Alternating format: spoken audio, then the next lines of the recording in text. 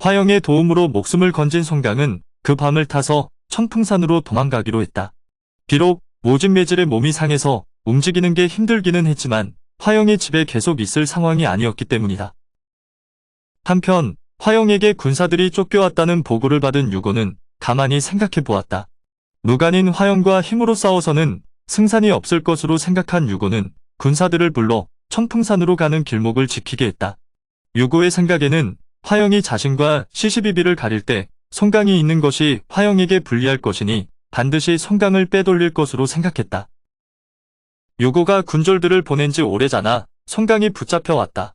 유고는 송강을 집안 깊숙이 숨겨놓고 다음날 청주부에 화영의 반역행위에 대해 고발장을 보냈다. 한편 날이 밝아도 유고가 따지러 오지 않자 송강이 붙잡힌 것을 모르는 화영은 안심했다. 유고가 자신과 싸울 생각이 없는 것으로 생각했기 때문이다. 청주지부 모용언달은 백성들의 고열을 빠는 탐관오리였다. 모용지부는 유고의 고발장을 받고는 병마도감 황신을 불렀다. 한쪽의 말만 듣고 조상대대로 무관을 배출한 집안 출신인 화영을 잡을 수는 없었기 때문에 황신에게 군사 50명을 주며 청풍진으로 가서 확인해 보라고 했다. 그날로 황신은 군사를 거느리고 청풍진으로 가서 먼저 유고를 찾았다. 황신이 온다는 것을 미리 알고 있던 유고는 잔치상을 차려놓고 황신을 맞았다. 황신은 유고가 주는 술과 뇌물에 금방 넘어갔다. 화영의 말을 들을 것도 없이 황신은 유고의 말이 사실이라고 결론을 내버렸다. 다음날 황신은 화영을 찾아가서 유고와 화해하라고 한다. 청풍진의 두 지체가 싸우는 것은 바람직하지 않으니 화해시키고 오라는 모용지부의 명이 있었다고 거짓말을 하고 화영을 유고의 집으로 데려갔다. 유고의 집에 이미 잔치상이 마련되어 있다니 송강이 붙잡힌 것을 모르는 화영은 별 의심 없이 따라갔다. 그렇게 유고의 집에서 세 사람은 술을 마셨다. 그런데 화영이 술을 몇 잔 마시고 긴장이 풀어졌다 싶을 때 황신이 갑자기 들고 있던 술잔을 땅바닥에 내던졌다. 그 순간 장막 뒤에서 군사들이 튀어나와 화영을 일제히 덮쳤다. 너무 순식간에 일어난 일이라 화영은 앉은 자리에서 아무런 저항도 못해보고 포박당하고 말았다. 화영이 반란죄를 묻는 황신에게 결백을 주장해 보았지만 끌려 나온 송강을 보고는 단념한다. 다음날 황신은 자신이 데려온 군사 50을 거느리고 유고는 별도로 100의 군사를 뽑아 송강과 화영을 청주로 압송하기 위해 청풍진을 나섰다. 황신과 유고가 청풍산 아래를 지날 무렵이었다. 갑자기 청풍산 산적들이 길을 막고 나서며 통행료를 내라고 했다. 황신은 기가 막혔다. 관군에게 통행료를 내라는 산적들이 어디 있겠는가? 황신이 그런 산적들에게 호통치자 산적들은 돈이 없으면 죄인들을 담보로 남기고 가라고 했다. 그제야 황신은 산적들의 목적이 송강과 화영임을 알았다. 황신의 앞을 가로막은 것은 청풍산 산적 패거리를 이끄는 연순과 왕영, 그리고 정천수였다. 황신은 칼을 뽑아들고 그들 새 두령을 향해 돌격했다. 그러나 황신 혼자서 새 두령을 상대하기는 힘들었다. 도움이 필요한 황신이 슬쩍 유고를 쳐다보니 겁에 질려 벌벌 떨고 있던 유고가 말머리를 돌려 달아나고 있었다. 유고가 달아나니 유고가 데려온 군졸들도 따라 도망쳤다. 그렇게 되니 관군은 전의를 상실하고 모두 흩어져 달아나기 바빴다. 그것을 보자 황신은 또 한 번 기가 막혔다. 결국 하는 수 없이 황신도 말머리를 돌려 달아났다. 황신까지 싸움터에서 벗어나자 남은 군사들은 더욱 혼란에 빠져 결국 전멸하고 말았다. 도망치던 유고는 산적들에게 잡혀 끌려오는 신세가 되었다. 그나마 황신은 무장이라 길을 막는 산적들을 뚫고 혼자서 청풍진으로 달아날 수 있었다. 청풍산의 새 두령은 싸움이 끝나자 송강과 화영을 구해서 산채로 올라갔다. 송강이 새 두령에게 어떻게 된 일이냐고 물었다. 새 두령은 송강이 청풍산을 내려간 뒤에 어떻게 지내는지 소식이 궁금해서 사람을 청풍진으로 보내서 알아보게 했다고 한다. 그런데 송강과 화영이 잡혀 청주로 압송한다는 소식을 듣게 되었다고 했다. 그래서 청풍진에서 청주로 가는 길목마다 사람을 보내 어느 길로 오는지 알아보게 했다고 한다. 새 두령의 말을 듣고 감사 인사를 끝낸 송강과 화영 앞으로 유고가 끌려왔다. 송강이 살려달라고 비는 유고를 호통치고 있는데 화영이 칼을 뽑아 들더니 한 칼에 유고의 목을 베어버렸다. 그 무렵 청풍진으로 도망간 황신은 성문을 굳게 닫고 지키게 했다. 그리고 모용지부에게 소식을 알려 군사를 내도록 했다. 황신으로부터 소식을 전해 들은 모용지부는 청주의 모든 병마를 지휘하는 통제 진명을 불렀다. 모용지부는 진명에게 기마병 100과 보병 400을 주어 산적을 소탕하라고 한다. 진명은 명을 받은 그날로 군사를 점검하고 출병한다. 청주에서 진명이 군사를 거느리고 출병한다는 소식은 청풍산 산채에도 전해졌다. 소식을 전해 들은 화영은 산채의 두령들을 모아놓고 계책을 일러주었다. 다음날 진명은 청풍산에 이르렀다. 진명을 상대로 화영이 졸개들을 이끌고 나섰다. 그렇게 산 중턱에 있는 넓은 공터에서 화영과 진명의 싸움이 시작됐다.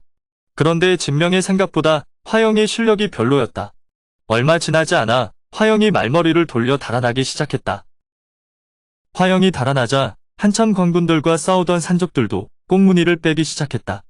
승기를 잡았다고 생각한 진명은 그대로 화영을 뒤쫓았다. 그런데 한참을 쫓기던 화영이 갑자기 말 위에서 몸을 돌리더니 화살을 날렸다. 그 화살은 진명의 투구끈을 끊어버렸다. 진명은 너무 놀라 그 자리에서 말을 세웠다. 온몸에서 식은땀이 흘러내릴 정도로 아찔한 순간이었다. 무작정 화영을 뒤쫓다가는 목숨이 10개라도 어렵겠다고 생각했다. 뛰는 가슴을 진정시키고 주위를 둘러본 진명은 다시 등줄기에서 식은땀이 흘러내리는 기분이 들었다. 정신없이 쫓다 보니 산에서 길을 잃은 것이었다. 진명과 군사들이 어리둥절하고 있을 때 산 위에서 돌과 통나무가 굴러 내려왔다. 놀란 군사들은 미처 대피하지도 못하고 돌에 맞아 쓰러지고 통나무에 깔려 죽어나갔다. 진명은 군사들을 이끌고 달릴 수 있는 길로 일단 도망쳤다. 그런데 가는 곳마다 똑같은 일이 반복됐다. 그러는 사이 거느리고 온 군사들도 줄어들고 있었다. 그렇게 쉴 새 없이 몰이를 당하며 지쳐갈 때쯤 해가 저물었다. 하루 종일 물 한 모금 마시지 못하고 밥 한 끼 먹지 못하고 쫓겨다니다 지친 진명과 군사들은 적당한 곳에 자리를 잡고 밥을 지었다. 그런데 밥이 다 되어갈 때쯤 다시 산적들이 불화살을 쏘며 기습해왔다. 진명과 군사들이 다시 쫓겨다니다 밥을 지으려고 하면 같은 일이 또 반복되었다. 그렇게 지칠 대로 지친 진명 눈앞에 횃불이 보였다. 거기에는 술상을 차려놓고 송강과 화영이 술을 마시고 있었다. 놀란 진명에게 화영이 약을 올렸다. 하루 종일 쫓겨다니며 조롱당한 것 같은 기분에 화가 쌓여있던 진명은 더는 참지 못하고 말을 달려나갔다. 하지만 진명은 송강과 화영에게 닿기도 전에 말과 함께 구덩이에 빠지고 만다. 진명을 사로잡기 위해서 미리 파놓은 함정에 빠진 것이었다. 결국 진명은 밧줄에 묶여 청풍산 산채로 끌려가는 신세가 되었다. 이날 싸움에서 얻은 말이 7~80필에 사로잡은 군사만 200이나 되었다.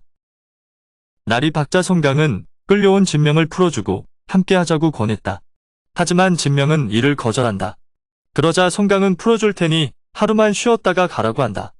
진명도 그것까지는 거절 못해 수락하고 청풍산 산채에서 하루를 쉬었다가 청주로 홀로 돌아갔다. 그런데 청주성 앞에 이르러 적교를 내려 달라고 했더니 모용지부가 성벽 위에 나와 진명이 산적들과 내통하여 반란을 일으켰다며 진명의 처자식들 목을 던져주었다.